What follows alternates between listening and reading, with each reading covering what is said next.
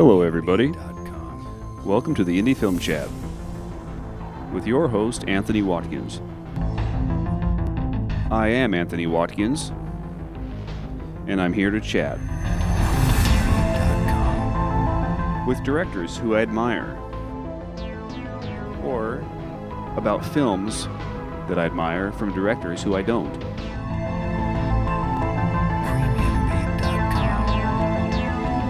So sit back and listen to us chat about filmmaking. In the studio today is Sam Longoria. Sam is best known for working on Ghostbusters.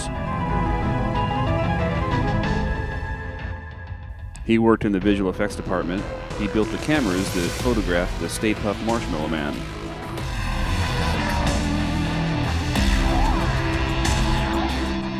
Sam is also an actor and played a sizable part in my second feature comedy, Mall Robbers, back in 2006.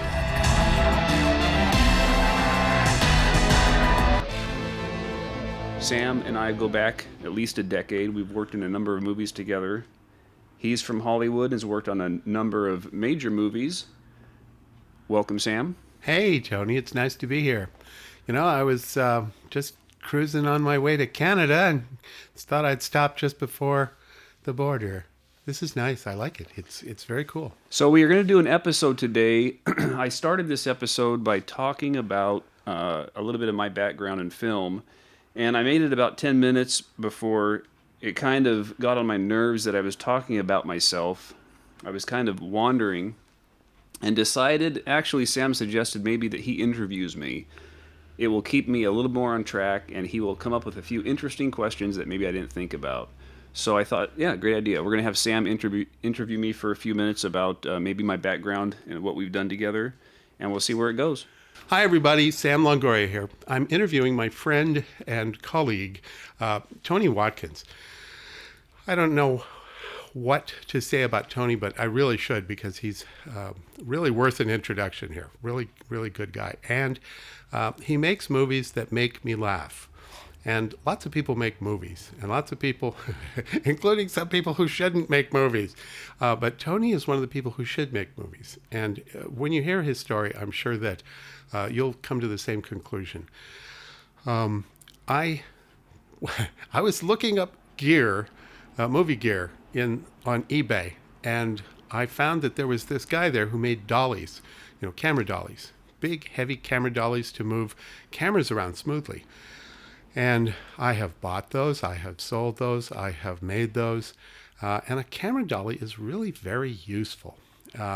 Even now that movies are made on cameras that are much smaller, getting a camera from place to place smoothly is just a remarkable feat.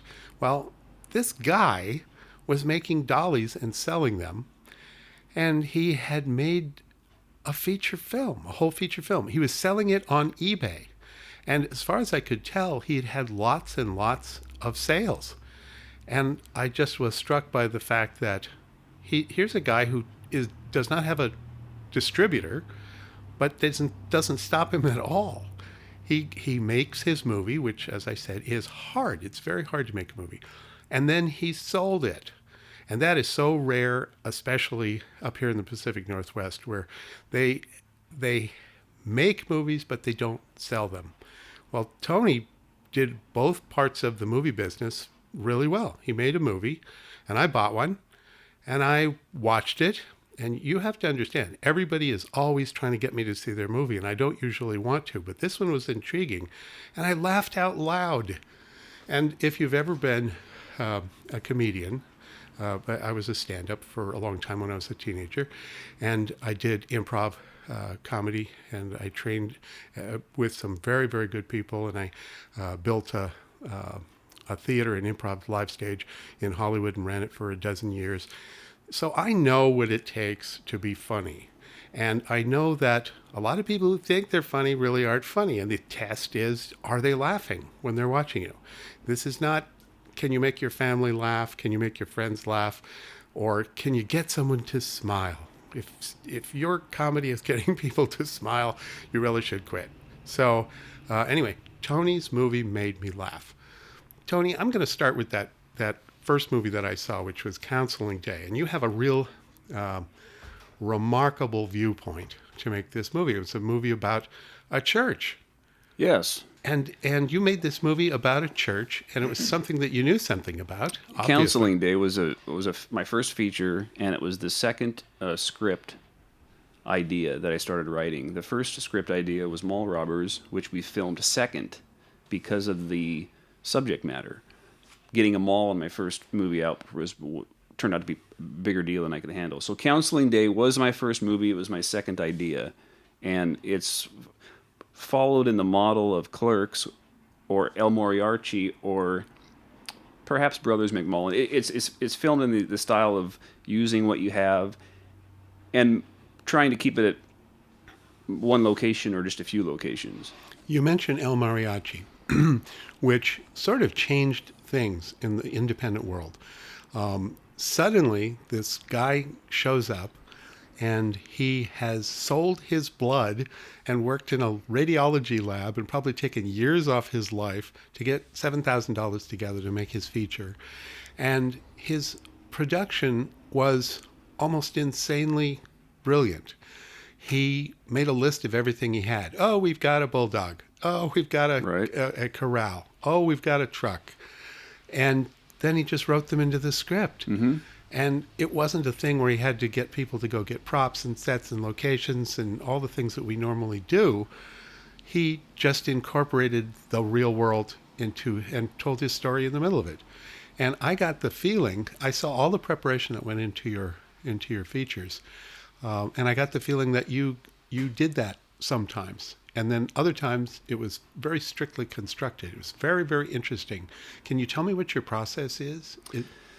Well, for those listening out there who haven't heard of me or my movies or don't know exactly which movie we're talking about, push pause on the podcast, go to the show notes, and go to our Vimeo page, which is the Indie Chat Now Vimeo page, and rent the movie and watch it first. Counseling Days, couple of bucks. And then, because there's going to be a few spoilers in this podcast, and you'll understand maybe some of the scenes we're talking about. So back to your question. The process of how we make movies in my little film troupe, I take a little bit of everything from the style of El Moriarty, using what you have. We did with the church. It was free. My dad was a preacher, and he preached there. But I also am pretty specific about, or at least I used to be, about following what's in the script. And with slapstick and props, you have a certain joke you come up with, comedy gag, you have to have a prop for it. And you're not necessarily just going to write props around stuff you have. So some of the props we built, some of the props we bought off of eBay. So it's kind of a mixture of the two. I mean, if you're asking me to explain the entire process of how we make movies, that's an in-depth conversation. No. I'm just saying, how much of your real world crosses over into your fantasy world, your movie world. And I thought it was very interesting to watch you do it. You had some running gags, and is it okay if I spoiled something? Spoil away. This is from Mall Robbers. There's a wonderful joke where these guys have guns, okay, because they're security guards, and they're real guns, and we were incredibly careful with these real guns. And so it's one thing to fire off a blank and up into the air. It's another thing that every time that someone does this, there's about a cupful of plaster that comes down from the ceiling. Sure. And it's a running gag. It's not something that, it obviously takes some setup. It obviously takes some concern for safety. And yet, I don't know, there was 10 or 12 of these shots, and they were wonderful. And it was a very simple way that you rigged it to do it. I won't divulge how it was done, but you can. But it was, in my first feature, I had a gag where the guy's wearing a smoking jacket, and so he puts his pipe into his pocket.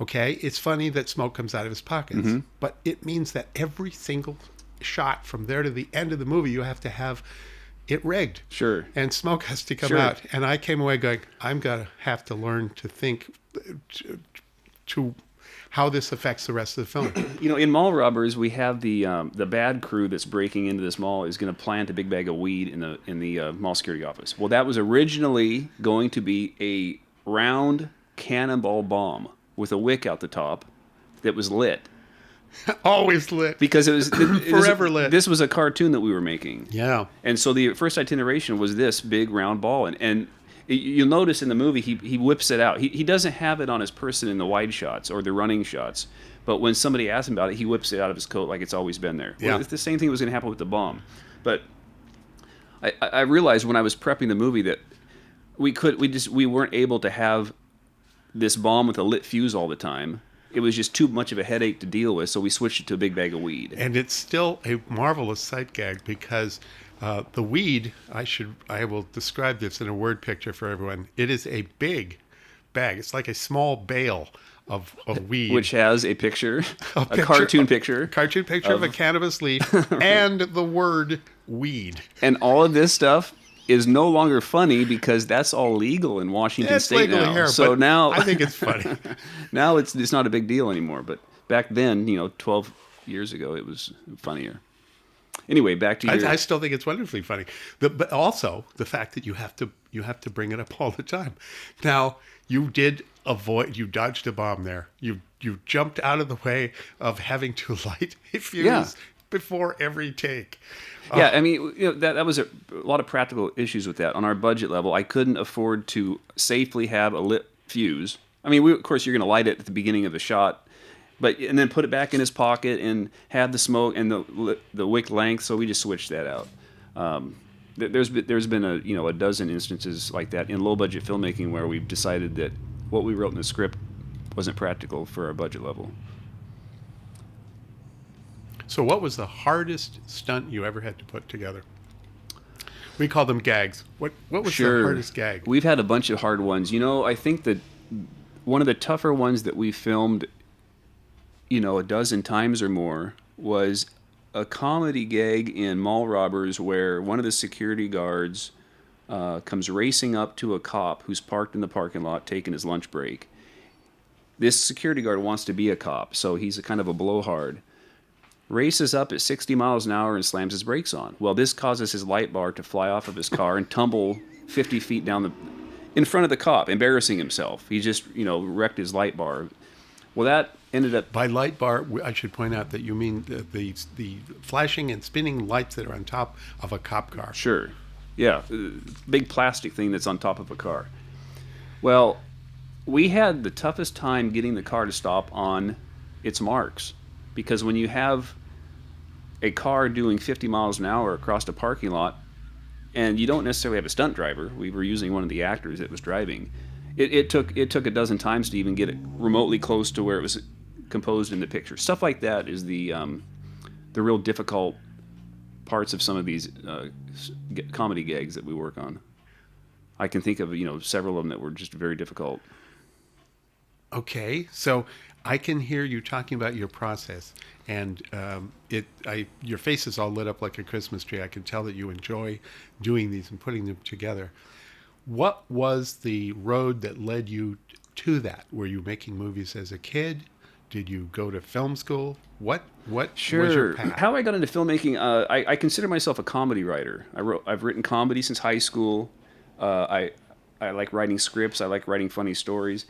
And I intended just to be a screenwriter, but couldn't get anybody to even read a script. You pass them around, everybody's got their own scripts. And so the easiest way to get one of my scripts made was just to make it myself. And after stumbling across Kevin Smith's movies, Ed Burns' movies, Robert Rodriguez's book, Rebel Without a Crew, a light goes off in the top of your head that you can maybe do this yourself. I can get a camera. I've got a script here. I can get local community theater actors. We'll just do it ourselves. So I'm a director just out of necessity, getting my own work up on the screen. How about the producing? Because you handle that too. You get everything together, you make all the lists, and then you go down them, the to-do tasks and all of that. Yeah, again, everything that we did, especially in the early days, was out of necessity. I didn't have the money to hire somebody. I wasn't comfortable with what everybody does, even some of my friends, which is you get a producer and just promise him back end stuff. Can't afford to pay him. So hey, you can have 5% of the movie. Get some actors. Don't pay him. Just I mean, I didn't want to just take advantage of people's time like that, and perhaps control issues. You want to be able to control your product. So doing it yourself is a little easier than explaining how you want it done to somebody that doesn't have a background in producing or prop work or When you say that you wrote comedy in high school, for shows or yeah. for. Yeah, Okay. we wrote. I wrote several high school plays and a lot of short stories that we'd pass around. I was involved with a couple of other writers in high school, and we'd write comedy shorts and pass them back and forth, and grade each other on them. Wow. That type of stuff. Yeah. That's In amazing. fact, I found a pile of 2 dozen short comedy stories. His were more action, I should say, from a friend of mine. He's got all my short stories somewhere. Really? We was switching back and forth, and I'd read his stuff, he'd read mine. We never kept them. I kept his stuff, so I've got a pile of his worthless stuff. He's got my jewels, my comedy shorts somewhere. Who knows where? I sort of was the director in my circle, and I was the producer because nobody knew how to get any money, and I was a very poor kid, so money was fascinating. Everybody else had money. My family didn't have any money. Why is that? Gosh, that's amazing. Well, after a while, I started realizing that money follows its own rules, and it's literally the last thing that you need when you're making a movie. There's all the things that you can do. It's like getting a team together, getting your friends together, and all that. Once you have them, the need for money is sort of obviated in lots of cases that you wouldn't think so. Sure. How did you finance your first films? Well, let me say a quick explanation of what my films are, and that is, my first two films, Counseling Day and Mall Robbers, are both 16 millimeter feature comedies. Uh, Counseling Day's an hour and 50 minutes. Mall Robbers is about an hour and 40 minutes.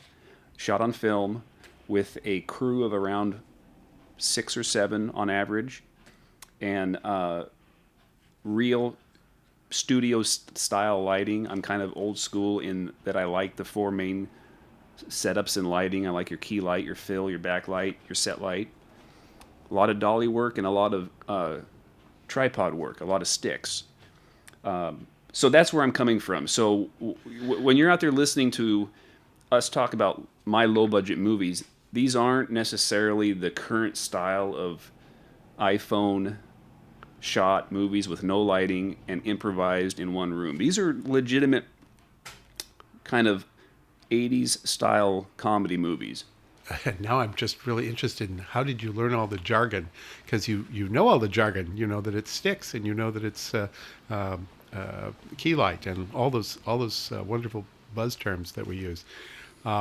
Where did your technical understanding of filmmaking come from? Sure. Okay, so I went to Vancouver Film School in Canada in 2001. And I had planned to go to New York because that was kind of the romantic classic story of going to New York film school, hanging out downtown and getting that kind of a vibe, until I found out it was very expensive. I had family in Los Angeles and decided I was going to go to Los Angeles Film School, something down there. Was planning to head in that direction when I read or listened to something about Kevin Smith going to Vancouver, which is only about an hour up the road from my house. Looked into Vancouver They Film have School. studios there. Yes. They make shows that are seen by millions of people I every can week. sleep in my own bed and just drive up there 5 nights a Yeah. week. And so that's what I did. I went up there for about 8 months, learned how to make movies, learned how to direct, produce, all that kind of stuff. And when I learned enough to actually make a film, I dropped out and we came home and we made a Counseling Day this summer of 2002, and we were off and running. That's a pretty direct line. Most people bounce around and zigzag. That's a straight shot. That's So pretty good. the process for at least the first couple of movies was I had a script which I rewrote, a dozen times. It was full of comedy gags and jokes and interesting characters. So I just broke it down into shooting days. I broke it down into what props we needed. I broke it down into what characters we needed, and we started looking locally for actors. I built most of the props. I bought used camera equipment off of eBay. borrowed a few bucks from my dad, and we set out to shooting a movie. And then once we got done filming it, it took about 27 or 28 days of shooting. I sold all the equipment off to pay for the editing software, which back then the Apple with the Final Cut Pro was new. That just came out, so that's what we edited the movie on. And spent months and months editing it. And then we screened it here in town at a theater 4 times and had a great premiere, which you were not a part of, Council. No, I was a part of the second one. You were part of the second one. But it was great fun. I'm sure it was very similar. The Lincoln Theater was built in, I think, 1927, and it is just gorgeous. They threw $1 million at it and restored it. The main contributor, well, one of the main contributors for that was Jim Caviezel, the actor. He's from town here, and he fronted some of the money for that renovation. Had some big parts, I understand, in films. Right. Yeah. He played Jesus Christ himself. Yes, exactly.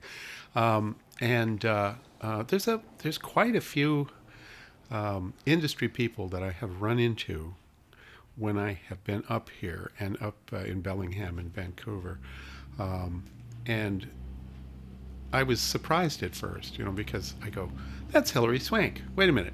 Sure, yeah. But I recognized her from having dinner after the Oscars with she and her husband. And it's one of those things where I know that person, but not from here. Where do I know that person I've run into Hilary Swank at the grocery store. I've run into Ryan Stiles. Yeah, sure. Up at the airport, Bellingham Airport. He's got an improv club there. And there's lots of talented people. And what it really takes, I think, is driven people. And obviously, if you've made 2 feature films, you're driven. So where did your drive come from?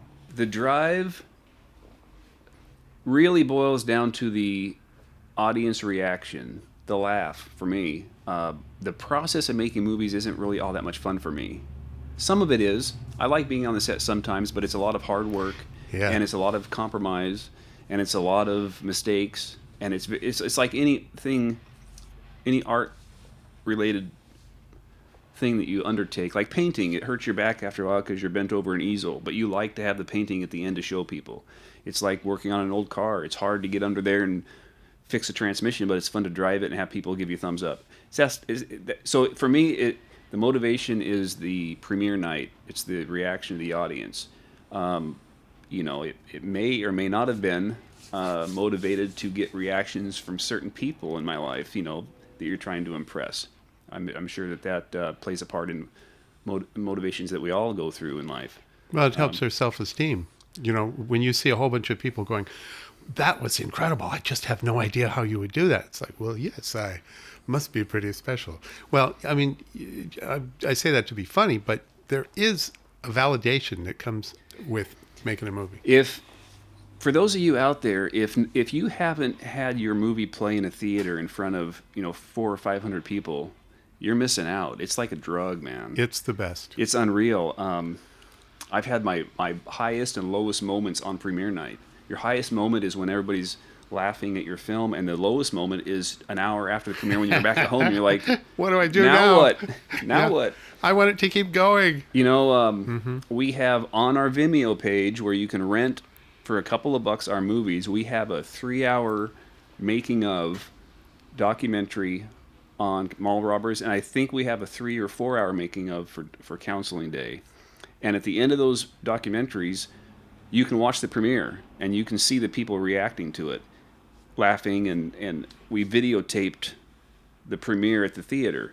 I've seen that version of the movie more times than I've seen the finished version of the real movie, because you got people laughing in the background, and it still gives me a kick. Okay. So that's the motivation. The motivation would be the reaction of the audience. Okay, that's. I remember reading a thing. Shelley Berman was talking. A stand-up comic was talking about the fact that he got his first laugh.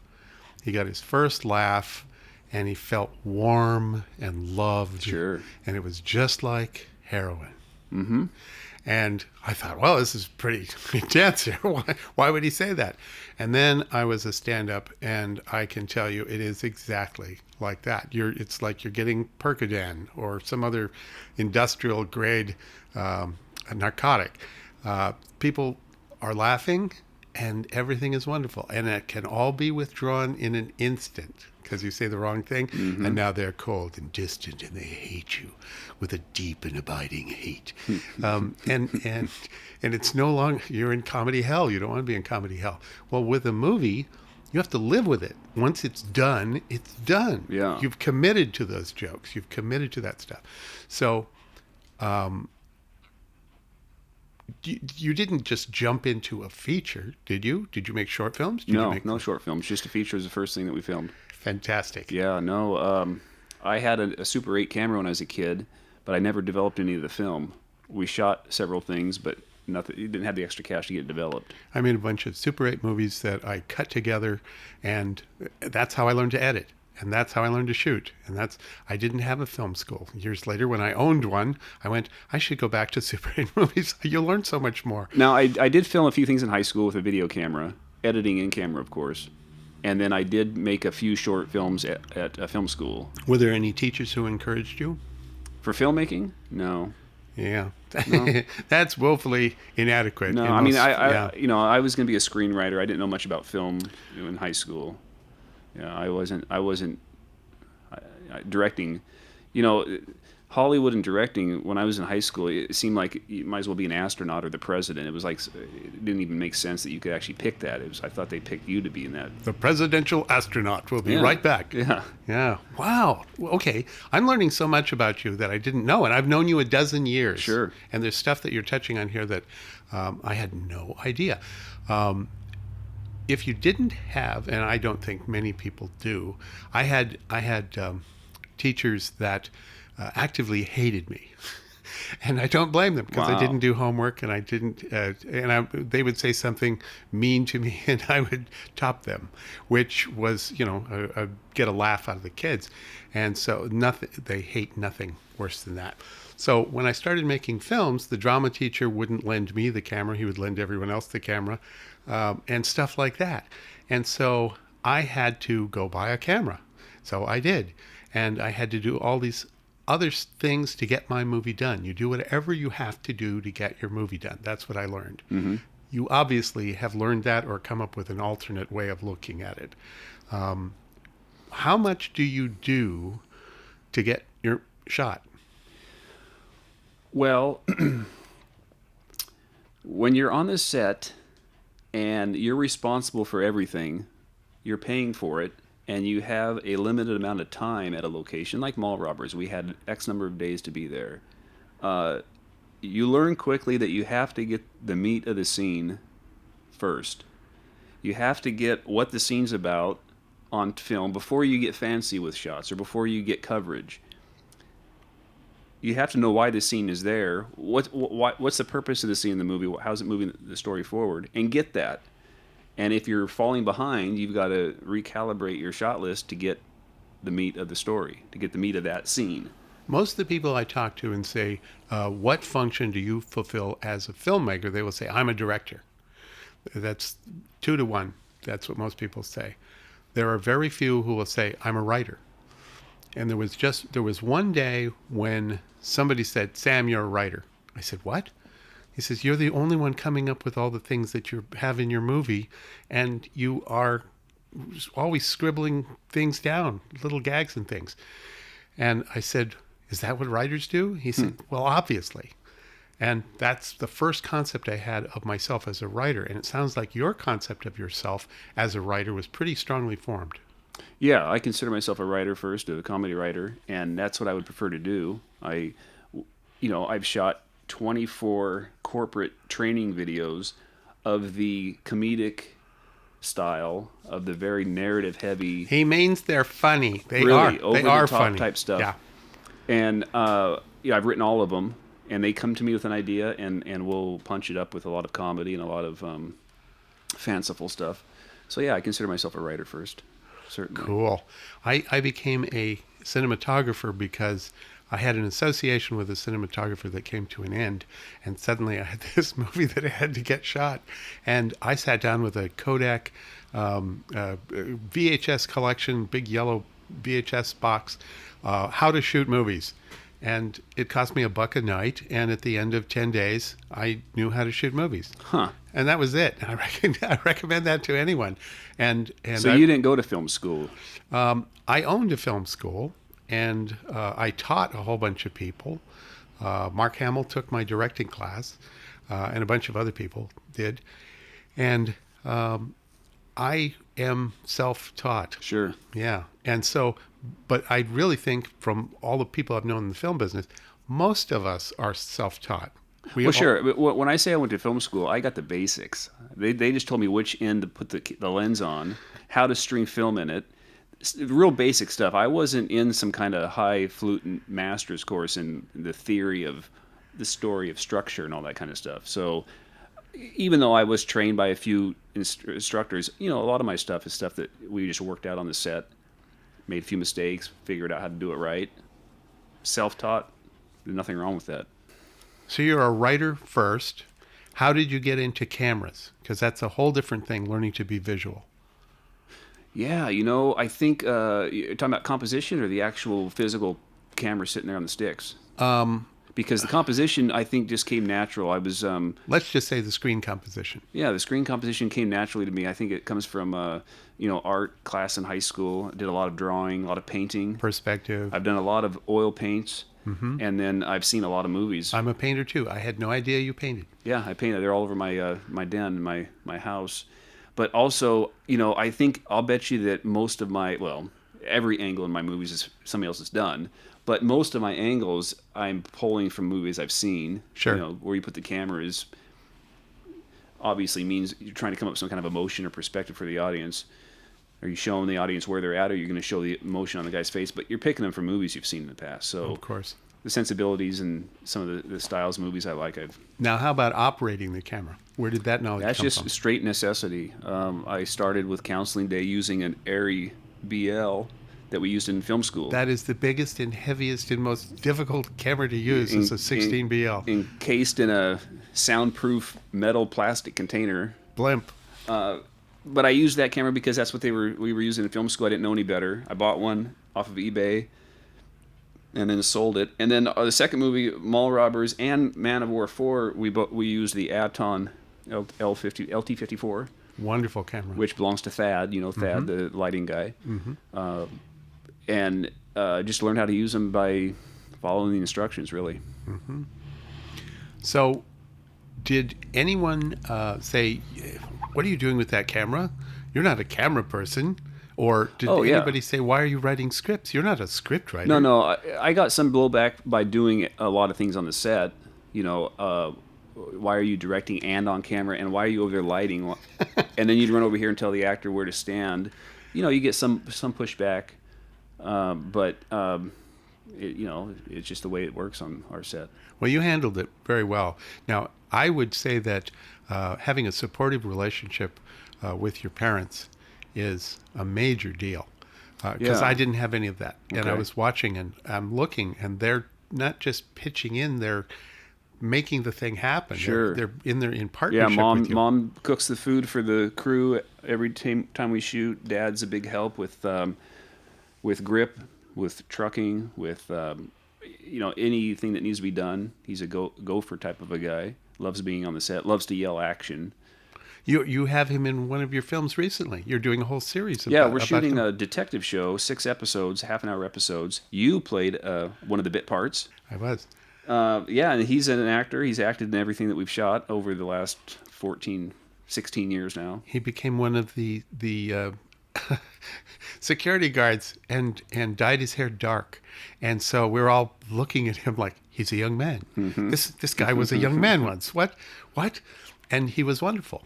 He was absolutely wonderful. Yeah, he's a good guy. We're wrapping up the first episode, the premiere for this series. We've got about 2 or 3 shooting days left. We'll wrap that episode up, and then we'll decide how and when to attack episode 2. So what's next for Tony Watkins? You've got 3 features under your belt, and you want to do more, obviously.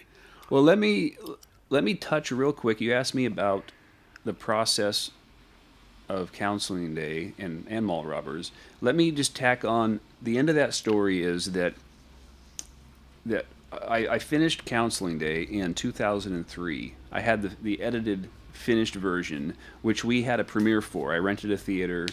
We had everybody show up, 500 or 600 people show up. We showed it for 4 nights over the course of the summer of three. And, like everybody else, I tried to enter it into some film festivals and was rejected from most of them. And went down, and this is before YouTube. This is before any type of like really online distribution was available. Mm-hmm. So after some frustration with trying to get it picked up, distributed, get people interested in it, I stumbled across the idea of selling it off of eBay, DVD copies at between 12 and $20 a piece. They seem to sell best at about $18. And I sold nearly 1,000 copies. It was around 850 or 900 copies of that over eBay over the course of a couple of years. And with that money, we started to prep Mall Robbers, which was another comedy in the very same vein as Counseling Day. It was just a bigger production value. It was a bigger budget. We spent about $40,000 on Mall Robbers, but it was a slapstick comedy. It was mostly at one location, a mall, with a lot of flashback locations. And we opened at a restaurant. We closed at a big chase scene. And it was the same process. Shot on film, hired local actors, shot for 30 days at a mall, wrapped that. Stop. Go ahead. 30 days at a mall. That means you went to the mall, you talked to the guy who owned the mall, and you said, would it be okay if I shot a movie here? I estimate it will take a month. Is that what happened? That's what happened, man. And you did it. In retrospect, my hat is off to you. How do I explain this? I got in touch with a cinematographer out of Los Angeles because he stumbled across Counseling Day. He bought Counseling Day off of eBay, and then he sends me a note, or he called me. This is back in 2003 or 4. Calls me, and he goes, I'm a cinematographer down here. He's a kid, about 28, done a bunch of TV shows and whatnot. So I'm a cinematographer, and I can't believe that you guys pulled off this film, this movie on film. Great. He goes, I said, well, if you ever, if you have the ability to come up and help us on the next one I'm working on, and I explained we were going to shoot at a mall, and he's like, what's your budget? I'm like, well, it's going to be about 25 grand. He's like, yeah, for one thing, I got to get paid, but secondly, there's no way you're going to pull that off. When I sent him Mall Robbers a couple of years later, he was flabbergasted. He's like, you guys shot at a mall on film for $40,000. I was there every one of those 30 days. The transmission was going out on my Lincoln, and I was having to drive not on the freeway. But I got there every day, and it was perfect. It was exhausting. We were awake entirely too long doing the movie. But every night when you'd go through the list of what shots you still had to do and what shots you had done, you were just burning through script pages. And it was marvelous to see. A movie shot at night is a bummer. Yeah, the only thing harder is underwater. It's crazy. I didn't think it would be crazy. I was like, it's night. Who cares? We're going to be up late. I like to be up late. And it turned out to be a real bummer, especially for, your actors. I was paying between $25 and probably $40 a day for the actors, depending on where they lived. And so that means most actors had a day job. They couldn't just quit their job and be on this movie for a month. So we had actors who were working all day and coming to hanging out at the mall all night, and everybody's napping in the corner until I'm ready for them on set. So it was a tough deal. Back to the mall, I approached them with all of the press material for Counseling Day, a big binder full of what we've done, premiere stuff, newspaper clippings, and then the idea for shooting it at the mall, and they said yes. We're not exaggerating the term mall. This is a mall. It's a working mall. Yeah, it's a real mall. Security guards and shops and a parking lot and everything. And they saw you and they trusted you and they said, here's the key, lock up when you're going. We're allowed to come in at 9 o'clock at night, and we had to be out by 6 or 7 in the morning. Yeah, we were pushing that a couple times. Yeah. But and it was a summertime shoot, which means it didn't get dark until 10. So we couldn't start filming until it was after dark, and it got light at about 5. 4:30 or 5, whenever the sun comes up here. Well, it's a wonderful, wonderful movie, and I really think anybody should look for it on Tony's website, or I hear it maybe on Amazon or a bunch of other places. You really cannot go wrong seeing this movie. I recommend it very highly. And if you're a filmmaker and you're trying to get your film off the ground, you're trying to do stuff like that, I'd really appreciate it if you would get in touch with Tony or get in touch with me and tell us what you're doing. How is does any of this excite you strangely the way that it's always excited me to see other people making a movie and going, wow, how did they overcome all these incredible problems? Because the film is nothing but problems over and over. When I was working on Ghostbusters, that's all we did. We did problem solving all day long, all night long. And we had a year to get that Ghostbusters done, and it taxed everybody. And this was a building full of geniuses. These were really great, great guys. And we were doing exactly what you did on Mall Robbers. We were falling asleep in the middle of sentences. There was a cloud tank where we'd shoot clouds and stuff. And I crawled underneath there and lay on a bag of Epsom salt because I couldn't stay awake anymore, that sort of thing. And I don't recommend that. It's not good for your health. But the movie got done. And that's kind of the point. When I'm dead and gone, that movie will still be playing. And your movie will still be playing. And people who are out there listening to this, your movie will still be playing if you make it. You know, right now, somebody's listening to this 60 years from now. Yeah. This is 2018. Yeah. It's 2078 to somebody right now. That's right. I'm dead. Mm-hmm. But my movie's somewhere on the web. They can go out and watch this freaking old movie. Isn't that crazy? Yeah. So the big question, I guess, for being a filmmaker is, how am I going to support myself? Are there other things that you do other than producing your own features and directing them and shooting them? Is there what's a good day job for a filmmaker? Okay, so we shot Counseling Day in 2002. I didn't get discovered by Miramax, thank God. Or so we shot Mall Robbers in 6. Nothing really happened other than I sold about 600 or 700 copies of that movie on eBay. The same exact process. Made most of the budget back. Made our third movie, which is a short film called Man of War 4. It's the 4th installment of that series. Tony, I don't think you realize how successful you are.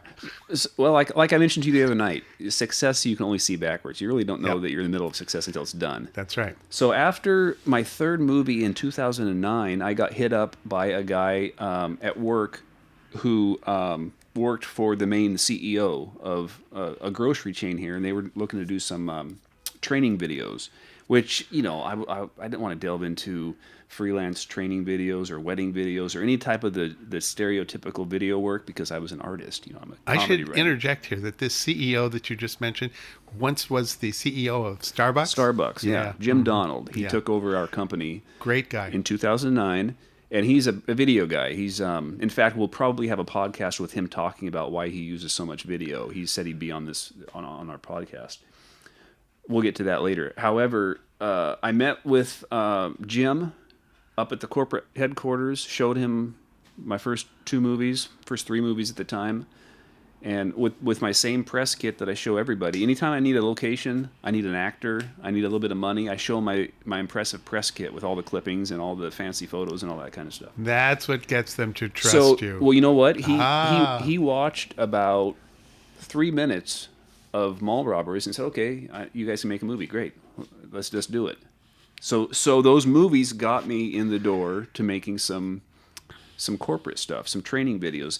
Well, it turns out that the first 3 training videos that we did for him in 2010, 11, and 12 were big productions. I mean, we're talking $40,000 budgets per video. We're talking 2 months of prep, a week of shooting. You built an exoskeleton. We built a lot of props, a lot of interesting stuff. So they were really short films we were making on a pretty good budget and with a crew of 7 or 8. We're lighting just like I like to light, studio lighting, using the dolly and the tripod and all the whole 9 yards.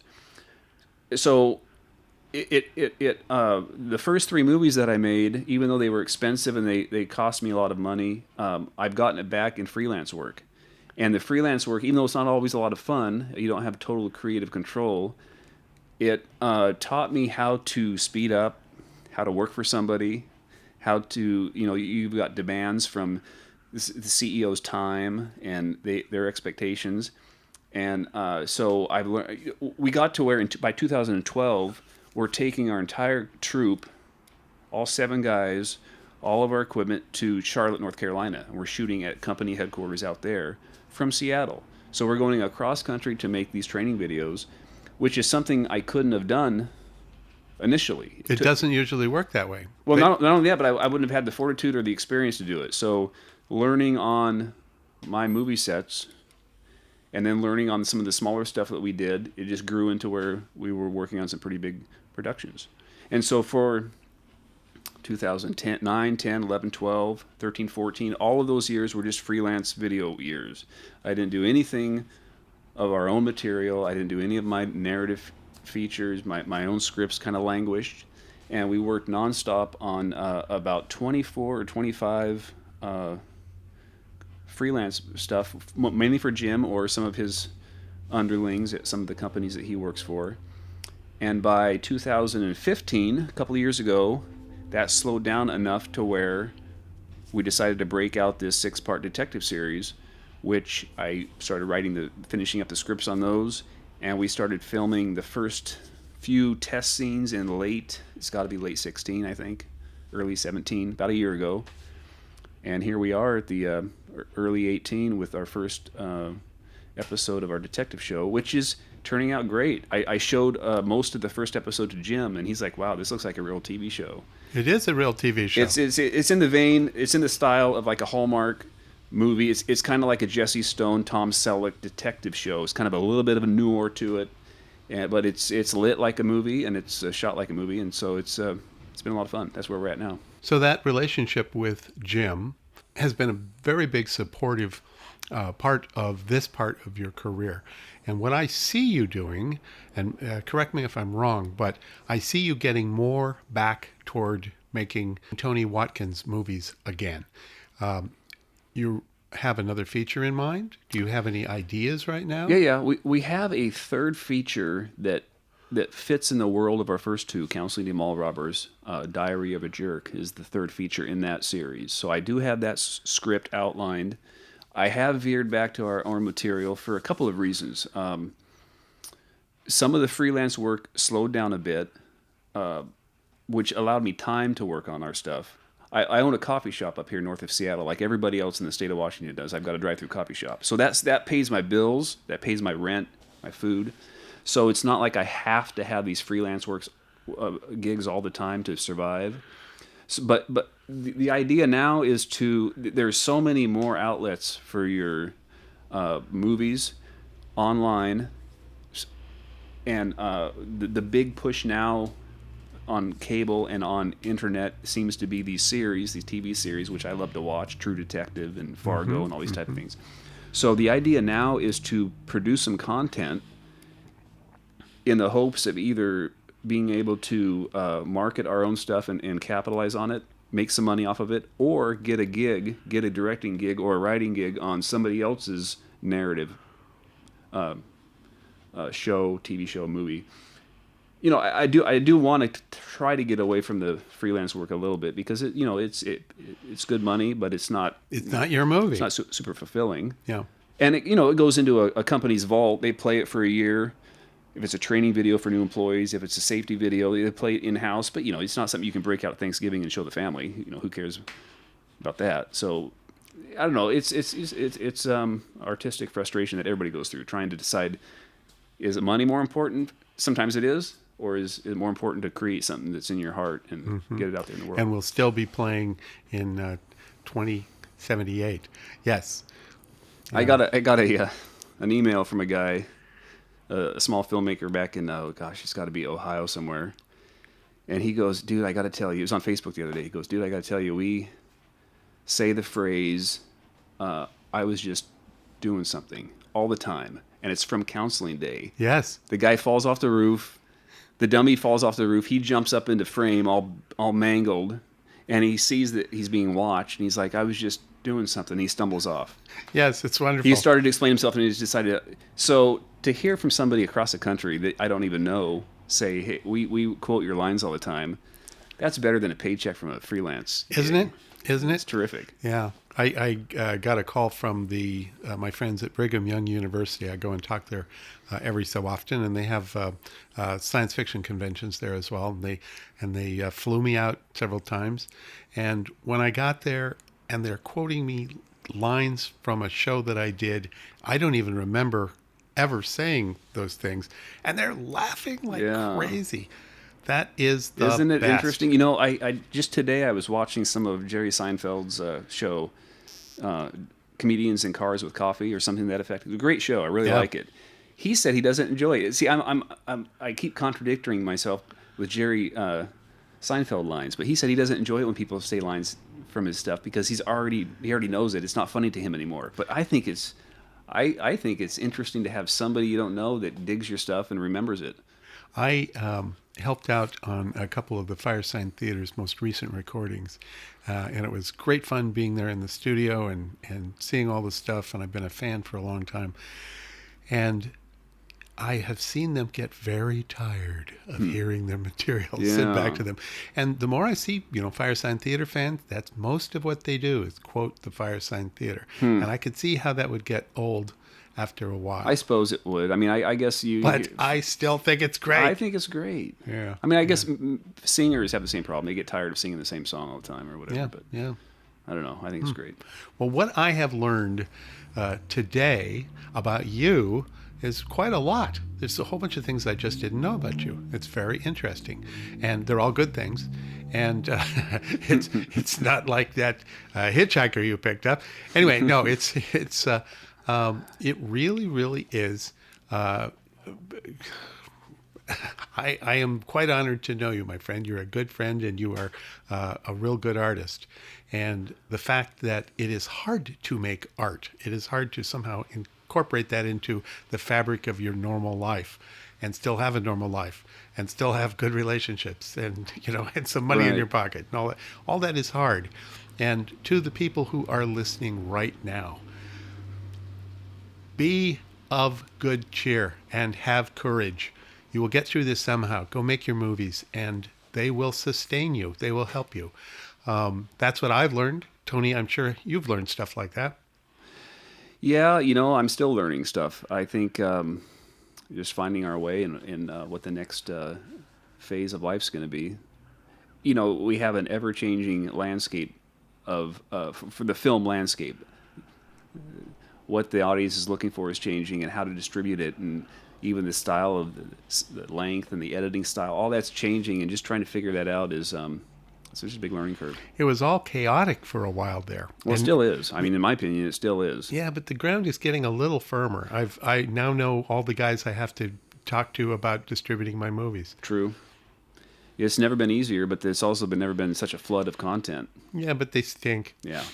You It's know true. that. Everything. You know that. There are a lot of people making movies right now who probably should be doing something else. But God bless them.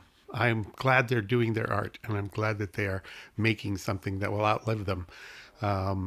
And all I have to do, really, this comes from Lawrence Kasdan, who said this to me. He said, "You do not have to do anything except write really well. If you write really well, you will have no competition." That's true in anything you do. Yeah. If you do anything really well, you will have job security. Yeah. And it doesn't necessarily have to be filmmaking, but yeah, if you a story, I say take it back to story. Make a great story, and it doesn't matter what it's shot on, what the length is. A great story is never too long, and a terrible story is never too short, right? That's really true. That really is. I think that's pretty much it. Story. And hey, everybody, thank you for joining us today. This has been really great. Well, thanks, Sam, for offering to interview me today. I think you saved this podcast because I was wandering pretty good. I will say that I'm going to put out a podcast that's pretty specific about the steps we went through to make some of our movies. For those of you listening out there that really want maybe a checklist of how to get your movie done and made, I don't know if I'm going to have a lot of information about how to get it sold to Universal for you, but I will have some information about how to get a finished copy done that you can show around and get some heat from. Thank you, everybody, for listening. This has been the Indie Film Chat. If you are out there and you have a feature film that you finished, but nobody has seen, you can't get any traction on it, send me a link. I'd like to take a look at it. If I find it interesting, maybe we'll chat for an hour. This has been the Indie Film Chat with your host, Anthony Watkins. Bye.